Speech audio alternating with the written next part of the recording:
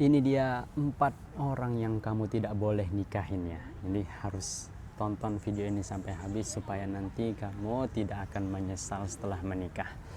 Sebelumnya jangan lupa follow terlebih dahulu untuk menambah ilmu pranikah lainnya. Di sini kita bisa belajar banyak hal ya.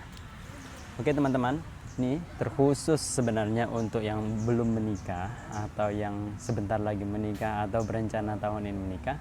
Simak pesan ini ya. Ini saya ambil kesimpulannya itu dari banyak yang sudah konsultasi dengan kami. Jadi supaya apa? Supaya nanti setelah menikah kamu tidak kena mental breakdown ya.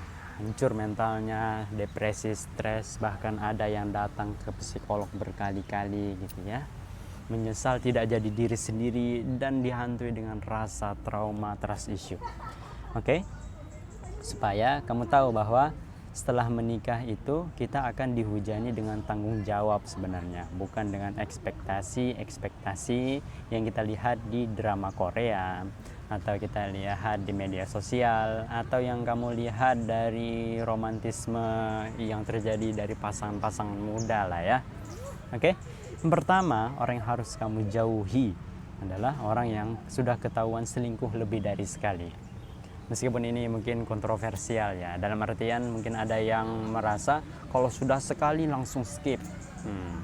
Tapi ada juga yang mengatakan bahwa kalau sekali dia sudah pernah selingkuh yaitu khilaf gitu kan, selama nggak fatal-fatal banget ya. Tidak fatal itu dalam arti sudah misalnya berhubungan, melakukan hubungan suami istri gitu ya. Tapi kalau dia sudah melakukan lebih dari sekali, misalnya 2 kali, 3 kali, berkali-kali, dan biasanya alurnya itu setelah ketahuan dia minta maaf, kemudian berjanji tidak mengulangi lagi, menangis gitu ya. Nah biasanya seperti itu, baru nanti dia akan mengulangi lagi dengan alur yang berbeda, nanti dengan konsep yang sama biasanya. Alurnya itu mungkin yang pertama ketahuan dia itu chattingan gitu kan, sayang-sayangan. Yang kedua mungkin ketahuan nanti melalui orang lain yang ngabarkan secara langsung, atau kamu bisa melihatnya itu ternyata dia jumpa langsung, janjian berdua dengan orang itu, dia ganti nama gebetannya itu atau selingkuhannya itu ya dengan nama kurir lah atau dengan nama Agus Galon lah mungkin ya sebenarnya itu. Nah, jadi kalau sudah lebih dari 2 kali, itu sudah bukan lagi kekhilafan, tapi itu sudah masuknya ke karakter. Nah, orang-orang yang seperti ini biasanya dia itu yang sudah lebih dominan egois dalam hatinya, yang belum sempurna, yang merasa belum cukup dengan apa yang didapatinya. Maka hati-hati dengan orang-orang yang seperti ini, dan karakter seperti itu sangat-sangat sulit untuk diubah. Meskipun kamu baik, meskipun kamu cinta.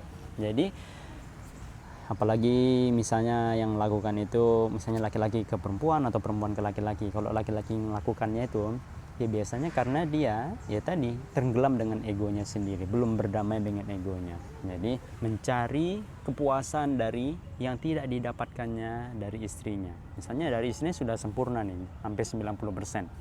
10% lagi atau 5% lagi tidak didapatkannya. Dan itu mungkin didapatkannya lewat teman tongkrongannya atau lewat teman kantornya. Dan kalau dia tidak bisa meredam ini ya keegoisannya itu, maka dia akan selingkuh. Meskipun dia tahu bisa jadi nanti yang selingkuhannya itu lebih jelek, lebih burik atau lebih tidak, kan banyak kasus seperti dia kita lihat di media sosial. Selingkuhan itu kadang-kadang lebih nggak bagus lah, lebih jahat, lebih nggak masuk akal. Tapi tadi karena egois. Nah seperti itu. Kalau perempuan nanti selingkuh ya karena memang bukan si laki-laki ini orangnya, atau tadi dia belum berdamai dengan masa lalunya contohnya gitu ya. Akhirnya dia selingkuh dengan mantannya. Nah seperti itu. Maka kalau sudah kamu tahu sebelum menikah dia itu sudah selingkuh, apalagi 2 kali, 3 kali, berkali-kali, maka stop. Jadi pakai logikanya, jangan tenggelam dengan rasa sayang dan akhirnya menggadaikan masa depan kamu. Kemudian orang yang kedua yang harus kamu jauhi adalah orang yang terikat pinjol atau judol. Sama lah ya. Nah pinjol nanti biasanya satu paket tuh. Nah karena ini bukan soal kaya atau miskin, tapi ini ngutang karena gaya hidup dan gak punya tanggung jawab. Itu akan jadi bom waktu. Karena gini, kalau orang-orang yang pinjol judol ini, dia biasanya akan sudah hancur secara mental emosionalnya itu, bagaimana cara dia menjaga, dan itu nanti kena ke otaknya ya. Dan biasanya ini akan terus terjangkit dalam kurun waktu yang lama. Nanti biasanya orang-orang sudah pinjol, pengen dapat instan, dia masuk ke judol. Nah ketika dia dapat dikit misalnya gitu kan, dia menang, baru nanti dia nggak akan pernah puas tuh, baru akan taruhan lagi sampai pada akhirnya terjual semua asetnya. Itu nanti kamu sebagai pasangan itu akan pasti dilibatkannya atau dipaksa akan dilibatkannya, dan dia akan berdalih kalau kamu misalnya sayang sama aku, jangan pernah tinggalkan aku, atau kamu harus bantu aku. Nah seperti itu. Jadi kalau sudah tahu yang orang-orang seperti ini, bagus dilepaskan saja, supaya apa? Supaya kamu yang tidak jadi tumbal, karena kadang-kadang dia pakai namamu untuk pay later, atau dia pinjol ke tempat yang lain tapi dia pakai identitas dari punyamu. Nah itu berbahaya, dan aduh ini pernah kami tangani dan susah ya. Apalagi kalau misalnya tadi dia bukan mengorbankan dirinya sendiri lah, tapi nanti dia mengorbankan kamu atau keluarga. Nah itu yang berbahaya, dia nanti menjual aset rumah, dia minta uangmu, apalagi kalau sudah menikah ya, ini penyakit. Oke, itu yang kedua. Kemudian yang ketiga adalah orang yang belum selesai dengan luka masa lalunya. Nah dia masih trauma, dihantui dengan rasa curiga karena dia baru putus atau ditinggalkan, atau dia belum selesai dengan problemnya dengan keluarga atau orang tuanya. Maka orang-orang yang seperti ini sebaiknya kamu nggak usah ikut campur, karena kamu bukan menjadi dokter bagi dia. Ingat ya, pasangan itu bukan tempat rehabilitasi. Kalau kita misalnya membantu itu oke, tapi ingatlah ya bahwa problem masa lalu itu adalah tanggung jawab orang itu sendiri, bukan pasangannya ya. Jadi jangan pernah kita ikut campur terlalu dalam pada problem-problem personal atau pribadi dari seseorang itu, apakah misalnya dengan keluarganya, orang tuanya. Karena gini, kalau misalnya dia belum berdamai dan belum mau berdamai dengan masa lalunya, termasuk misalnya trust isunya ke mantannya dulu, atau dia broken home, maka nanti kita yang akan dijadikan sandarannya itu dan dipaksa untuk menjadi obat. Dan teman-teman harus tahu bahwa kita punya kapasitas masing-masing dan gak semua orang sanggup.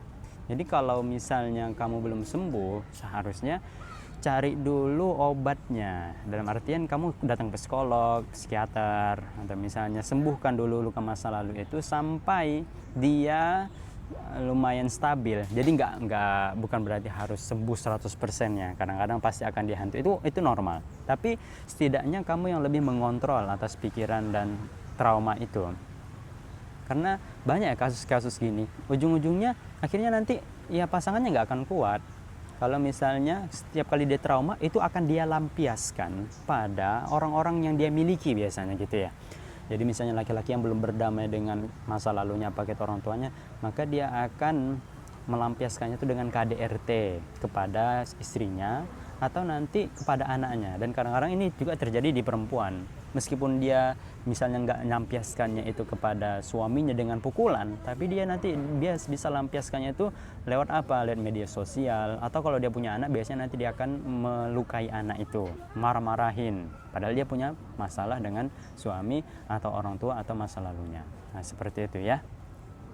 Dan yang keempat, yang terakhir, silent treatment akut. Nah gini ya, ini bahaya banget, bukan karena dia itu punya karakter misalnya kan ekstrovert, introvert. Jadi kadang-kadang orang yang silent treatment ini dia punya pengalaman kesalahan dalam pola asuh biasanya. Tapi di sini yang dia akut ya. Akut itu artinya kalau misalnya dia punya masalah, ada masalah, dia langsung mendiamkan kamu selama berbulan-bulan, berminggu-minggu. Tapi kalau dia silent treatment yang wajar itu normal. Misalnya ada masalah, dia nggak seperti kamu, kalau ada masalah langsung diselesaikan pada saat itu. Tapi dia menyendiri dulu, diam, nggak mau ngambil keputusan ketika dia lagi emosi. Itu normal, itu ya. Jadi buat perempuan harus tahu bahwa laki-laki yang seperti itu normal, nggak masalah. Tapi kalau misalnya dia sudah sampai silent treatment akut, berminggu-minggu hilang gitu kan, tiba-tiba kembali seperti nggak ada masalah lagi, menghilang lagi. Nah ini nggak usah ya, nggak usah diladenin, karena capek sendiri. Kamu sekuat-kuat apapun kamu akan ada sampai pada titik jenuh nanti menghadapi orang seperti ini. Oke? Karena itu akan pelan-pelan menggerus mentalmu. Kamu dibuat overthinking dengan keadaannya itu. Karena mau nggak mau ketika kita sudah menjadi suami atau istri, sudah menikah itu, maka masalah pasangan akan menjadi masalah kita juga, serius. Nggak bisa kita lepaskan diri. Apakah itu masalah pribadinya dulu, hutangnya, atau masalah mentalnya, kita nggak akan terlibat, pasti akan terlibat. Maka dari itu, cari yang terhindar dari 4 masalah ini, bisa kamu telusuri nanti ya. Dan kamu bisa baca nanti e-book yang sudah kami tulis. Ada tanya jawab pranikah, bekal pernikahan, kamus pernikahan. Nanti masing-masing itu ada segmentasi tersendiri. Nanti linknya aku taruh di bawah, dibaca aja atau klik link yang ada di bio aku untuk baca e-booknya. Insya Allah itu bisa membantu untuk persiapan kamu menuju jenjang pernikahan dan tidak akan salah pilih dan menyesal setelah menikah. Oke, untuk itu jangan lupa like, follow, share, dan save video ini ya. Tulis kolom komentar kamu di kolom bawah ya. Bagaimana pendapat? Kalau ada pertanyaan silahkan ditulis nanti di sana. Kita akan berjumpa di kajian-kajian pernikah lainnya. Terima kasih teman-teman. Semoga ada manfaatnya. Ya. Jangan lupa di share.